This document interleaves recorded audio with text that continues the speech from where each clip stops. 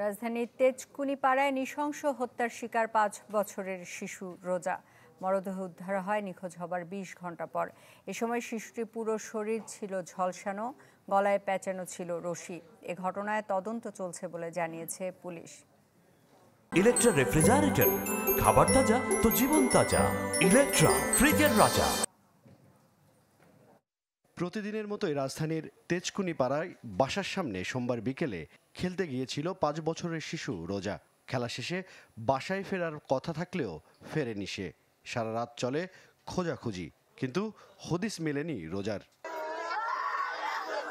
পরের দিন বাসার পাশের একটি পরিত্যক্ত ভবন থেকে শিশুটির বস্তাবন্দি নিথর দেহ উদ্ধার করে এলাকাবাসী।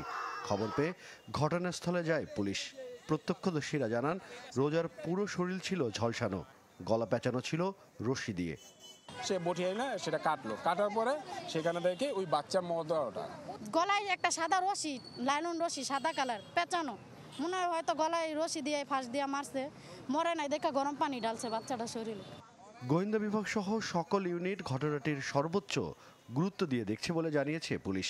দ্রুতই হত্যার রহস্য উদ্ঘাটন করে আসামিকে গ্রেপ্তারের কথা জানান তারা।